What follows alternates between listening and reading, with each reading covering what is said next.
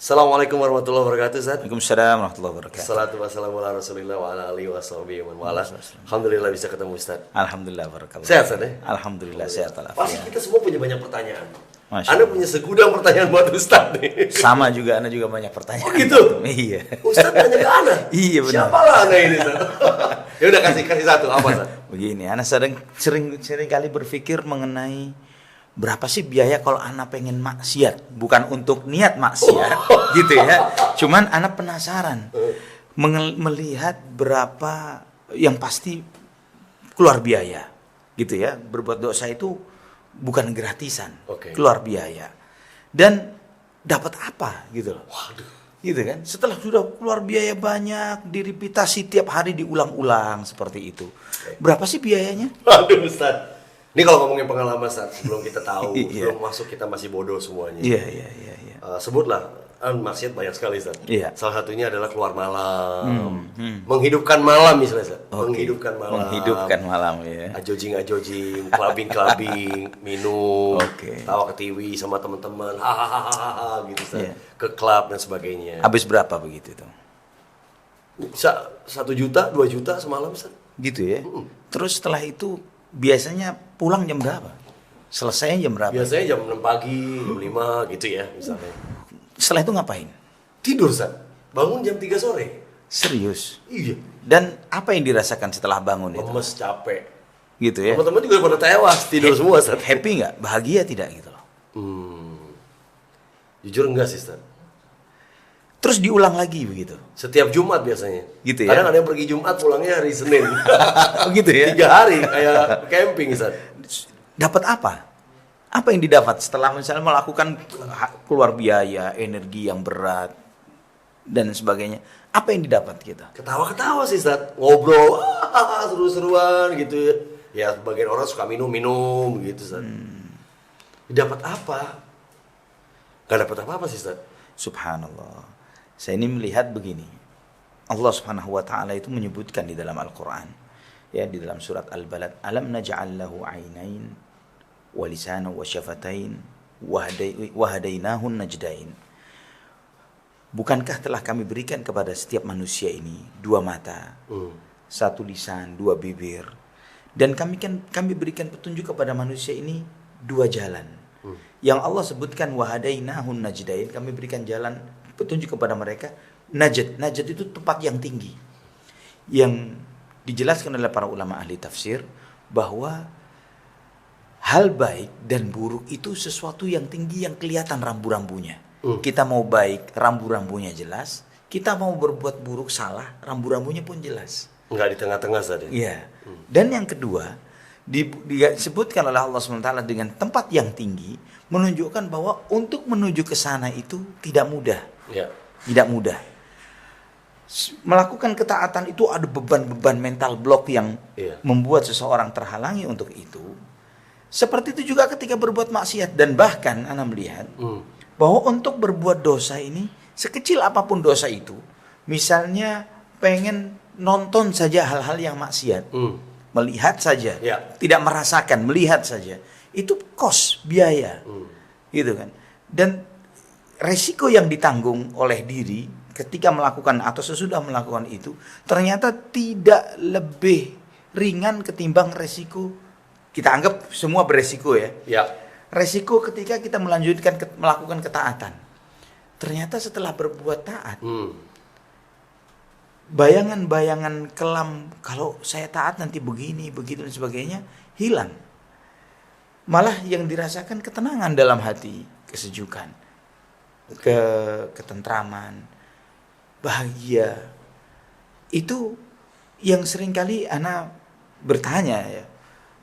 Kenapa kalau sudah melakukan seperti itu berulang-ulang tiap hari, biaya, dan yang dicari nggak dapat, yang di bayangan anak seperti kuda atau keledai yang dikasih iming-iming rumput, dipasang kayu, dia mengejar begitu, nggak dapat, tapi terus diulang sampai umurnya habis. Why? Itu dia. Lalu bagaimana Islam mengajarkan kita tentang menghidupkan malam, Ustaz? Subhanallah. Nah, gimana mengenai malam yang benar? Poinnya bukan menghidupkan malam. Poinnya itu apa yang dicari dari hidup. Ya, mau ngapain hidup ini gitu. Kita ini menjalani hidup, apakah cuma just wasting time? Ya. Ya, kita habiskan hidup kita dengan begitu saja. Akhirnya kita masuk di antara jumlah number yang si fulan meninggal hanya menjadi angka saja dan tidak pernah disebut namanya. Ya. Setelah dia tidak ada, sama seperti dia ada dan tidak adanya sama saja. Ya.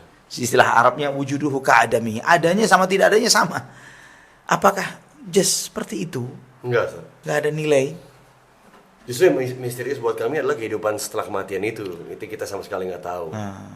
Yang katanya ya kalau kita baik ya baik adanya, kalau kita buruk ya buruk adanya gitu. Itu bukti keadilan Allah sebetulnya. Namun yang ingin ana tekankan di sini bahwa jika kita menghabiskan waktu kita dengan hal-hal yang kita mencari mengejar sesuatu namun tidak kita dapatkan, kenapa tidak berusaha untuk mencoba cara lain?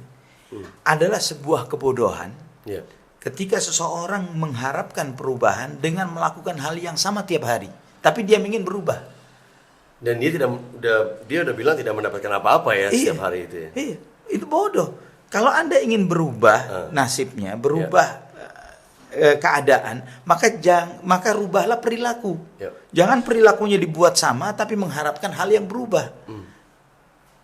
Ini bullshit, ini kebodohan gitu loh. Nah, kenapa tidak pengen dicoba? Banyak sih orang-orang yang hijrah, yang berusaha menjadi lebih baik. Ternyata kita lihat dari tampilan fisiknya, tampilan wajahnya, raut wajahnya, dia jadi lebih cool, lebih adem, lebih sejuk, lebih nikmat, dan rumah tangganya lebih harmonis, lebih bisa merasakan hidup. Kenapa nggak pengen dicoba? Coba saja sebulan saja. Kalau ternyata nggak enak, balik lagi deh gitu. Pernah nggak kepikir begitu ke teman-teman gitu untuk mengajak seperti itu? Ya masing-masing orang memang menunggu waktunya kali Ustaz ya. Mungkin ada sebagian yang diberikan hidayah sama Allah. Tapi katanya hidayah memang harus dijemput sama kita kan? Ya, bukan cuma dijemput, Allah sudah kasih. Allah sudah kasih. Bukti hidayah itu adalah Allah berikan akal pikiran, Allah berikan hati nurani. Yang hati nurani ini tidak pernah berbohong. Kita mungkin bisa berbohong kepada orang. Ya bohong. Saya senang kok, saya bahagia. Saya senang dengan kondisi saya seperti ini. Benar tidak? Ya, kenapa sering meratapi hidup sendiri gitu? Ya, Ana melihat misalnya artis-artis yang dengan ketampanannya, dengan kecantikannya, tapi dia tidak merasakan kualitas kebahagiaan dalam rumah tangga sampai umurnya habis, ternyata dia harus gonta-ganti pasangan. Apa nggak capek hidup seperti kalau itu? klaimnya saya belum menemukan bagian itu. Terus? Sampai apakah kapan? tidak? Sampai kapan? Sampai dia jadinya nasibnya seperti bola golf. Ya, sendiri satu-satunya, dan kemudian bukan untuk dikejar. Kalau bola sepak bola nih, satu dikejar 24. Gitu kan ya. Ketika sudah bertambah usia mungkin jadi seperti bola voli. Satu dikejar 12 gitu kan ya. Tapi akhirnya ketika sudah waktunya sudah habis ya, maka seperti bola golf sudah tinggal satu-satunya dihadapin satu orang, itu pun untuk dilempar jauh-jauh dan nggak dikejar. Jangan sampai jadi bola golf. Jangan sampai. Artinya waktu yang dapat melewati kita ya. Tapi kalau orang soleh, coba perhatikan, orang soleh ini tambah tua, tambah didekati. Lihat kakek-kakek atau nenek-nenek yang soleh atau soleha. Dia dekat dengan cucu-cucunya, dekat dengan kerabatnya. Keberadaan dia dinanti, ditunggu. Kepergiannya ditangisi oleh keluarga. Apa nggak pengen seperti itu gitu loh? Ini kan digambarkan saja begitu indahnya gitu. Ya kan? Berarti murni kebahagiaan itu sebenarnya pemberian dari Allah dan harus kita jemput ya. Ketika dekat dengan Allah. Hati itu siapa yang menciptakan? Allah Subhanahu wa taala. Fungsinya hati adalah untuk kenal Allah, mencintai Allah Subhanahu wa taala. Maka ketika hati itu diisi dengan selain Allah, tidak akan pernah dapat apa yang dicari. Maka orang mengisi hatinya dengan dunia, dengan jabatan, dengan popularitas, dengan ketenaran. Dia berasa kering terus nih, gersang terus. Tapi coba deh, isi dalam sepekan itu, anak pengen dekat dengan Allah deh. Belajar, misalnya ketika diberi kemudahan bisa umroh. Fokuskan kesempatan umroh lillah karena Allah Subhanahu wa taala. Putus hubungan dengan dunia kita semuanya. Pengen dekat dengan Allah. Atau ketika tidak ada kesempatan umroh, pengen ketemu orang-orang soleh. Lihat gaya hidup mereka, tiru mereka, dekat dengan dengerin nasihat mereka. Apa yang dirasakan sepekan dengan seperti itu? Izin Ustaz, sebagian dari kita tidak memutuskan untuk mendekat kepada Allah atau berhijrah adalah karena adanya peer pressure atau tekanan-tekanan dari teman-teman sekelilingnya. Nanti kalau gue begini, atau dicap ini, nanti gue akan kehilangan teman, nanti dia nggak mau berteman sama gue lagi, nanti gue akan dimusuhin, nanti gue akan ini, gue dihindari. Itu yang sebagian dari teman-teman mungkin atau dari kita gitu ya, merasakan itu kerugian yang dia rasa akan didapatkan. Kebebasannya hilang. Kalau misalnya semua bayangan ketakutan itu terjadi, tapi dia bahagia, terus nggak peduli, ya saya bahagia. Oke lah, dia tidak kenal lagi dengan teman-teman itu dan lain sebagainya, tapi dia tenang, dia bahagia, dunia lebih tertata, dia lebih punya fokus terhadap kehidupan dunia ini. What's next? Terus ngapain? Gitu loh. Alhamdulillah saya putus hubungan dengan nyamuk. Gitu.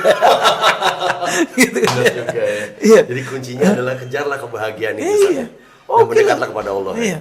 Dan Allah Subhanahu wa taala sendiri menjanjikan, barang siapa yang meninggalkan sesuatu karena Allah, Allah akan gantikan dia dengan yang lebih baik dari apa yang dia tinggalkan itu semuanya. Masya Allah. Alhamdulillah. Sepakat, Ustaz? Kita teruskan kopi kita. Masya Allah. Alhamdulillah. Dapat daging nih. Alhamdulillah. Jazakallah khairan. Allah yang barik.